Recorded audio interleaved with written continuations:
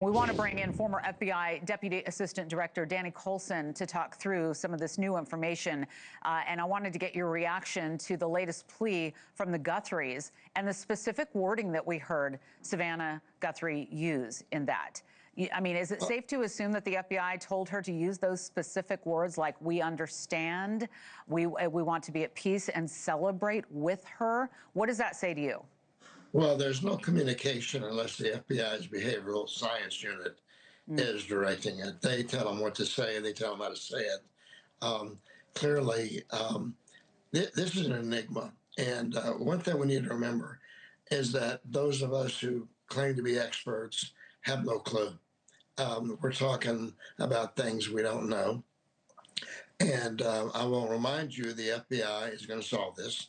They'll get to the bottom of it. They'll find out exactly what happened to this lady. Hopefully she's okay. But they have a long history of solving really terrible, difficult cases.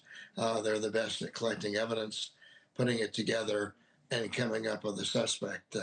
We solve bombings. We solve kidnappings. We solve a lot of things. And executives do not do it. It's the unseen FBI agent, men and women, along with their partners in law enforcement, do this. And there's no doubt in my mind they're going to get to the bottom of this. I just pray that this lady's okay.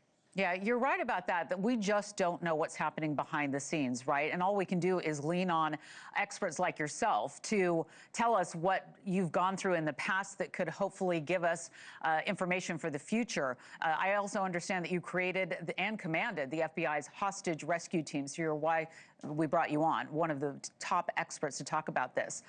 Do you think that this hostage negotiation went correctly, is going correctly at this point? It's just so hard to, read between these lines. What do you think so far? Well, it's very difficult. And remember, there's no negotiation if the other person will talk.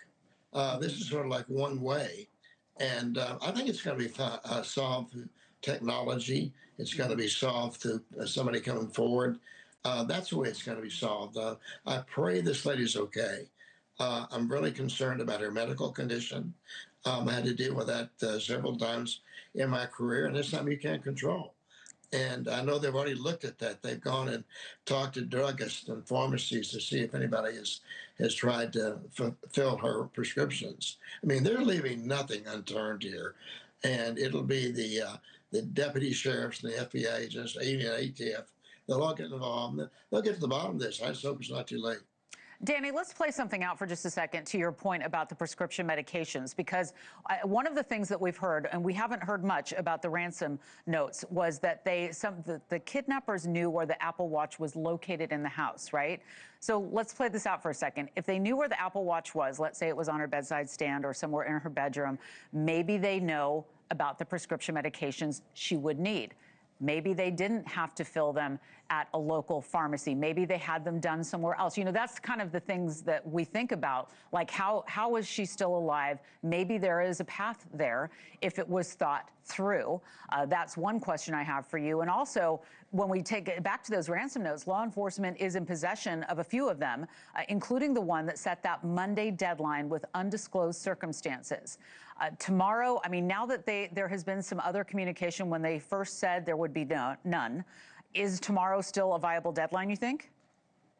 I don't know if we have the real ransom report. I don't think the cops didn't know either. How do you know that this is the right people? I don't know. I don't think they know. I have an idea that the person that did this, or persons, may have had some contact with her in the past. Generally, murders are committed against people who know each other. And that's a viable possibility. I'm not saying it's happening, but they may know about a lot of things. They may know about her heart condition. They may know things about her house.